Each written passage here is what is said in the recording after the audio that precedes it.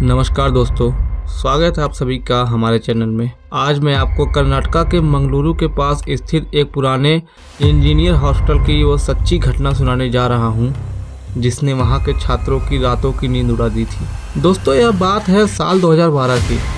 कर्नाटक के उस इलाके के घने जंगल और पुरानी इमारतें आज भी कई राज अपने सीने में दफन किए हुए हैं। रोहन नाम का एक छात्र जो उत्तर भारत से वहाँ पढ़ने आया था, उसे हॉस्टल के ब्लॉक सी में कमरा मिला था। जी हाँ दोस्तों, वो ब्लॉक बाकी हॉस्टल से थोड़ा अलग था और पुराना भी था। रोहन को कमरा जो मिलता है वो 304 होता है। उसका जो कमरा नंबर था वो 304 था। रोहन जैसे ही कमरे में घुसता है उसे एक अजीब सी गंध आती है, एक अजीब सी सड़न सी गंध वाली, जैसे कोई पुरानी गीली लकड़ी या सड़ा हुआ मांस, जैसे कोई मांस सड़ रहा हो, ऐसी इसको अजीब सी गंध आती है।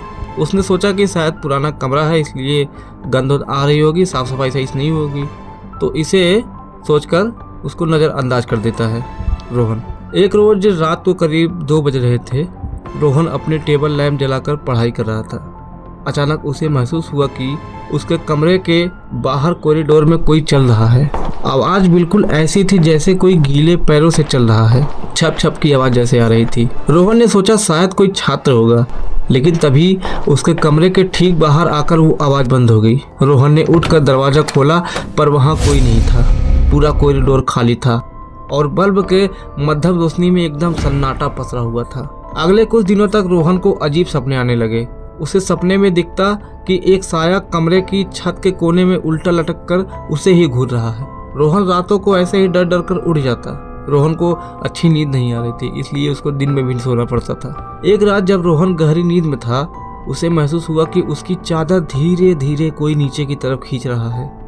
उसकी आंख खुल गई अचानक, लेकिन वो हिल नहीं पा रहा था। उसे ऐसा महसूस हुआ कि जैसे उसे स्लीप पैरालाइज हो गया है, जैसा उसका शरीर कुछ महसूस ही नहीं कर पा रहा है। उसका हाथ पैर कुछ उठने के बाद आँख खुला पड़ा है बस, और कुछ नहीं महसूस हो रहा है। तभी उसने अपनी आंखों के कोने से देखा कि बेड के नीचे से एक काला झुझला हुआ हाथ बाहर निकल रहा है, जैसे किसी ने उसको जला दिया हो, ऐसा जला हुआ हाथ लग रहा था। उस हाथ की उंगलियां लंबी थी और नाखून काफी काले थे, एकदम जैसे वो इंसान के हाथ नहीं लग रहे थे।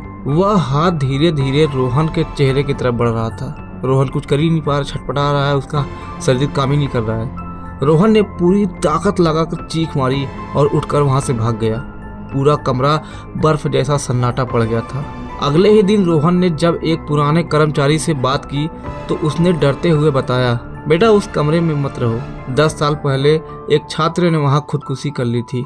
वो बहुत तनाव में था, लेकिन मरने से पहले उसने दीवार पर कुछ खून से लिखा था, जिसे पेंट करते हुए छुपा दिया गया।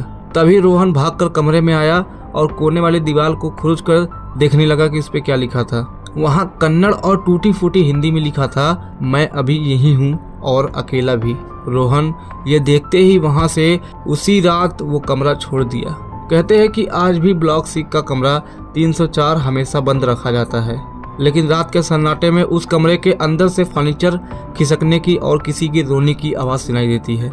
दोस्तों, क्या आपके साथ भी ऐसा कभी हुआ है? हमें कमेंट में ज़रूर बताएं। और अगर कहानी आपको पसंद आई हो ना तो वीडियो को एक लाइक कर दे, और अगर चैनल पर नए हैं तो प्लीज़ प्लीज़ प्लीज़ आप एक बार चैनल को सब्सक्राइब कर दें। बाकी मिलते हैं ऐसे ही किसी नेक्स्ट वीडियो में। तब तक के लिए धन्यवाद, गुड बाय, टेक केयर। और हाँ, एक बात और, अगर आपके पास भी ऐसी ही कोई कहानी है तो डिस्क्रिप्शन में मैं अपना जीमेल ID दे दूँगा और कॉन्टैक्ट नंबर, आप उस पर भेज दीजिए, मैं आपकी कहानी को सुनाऊँगा।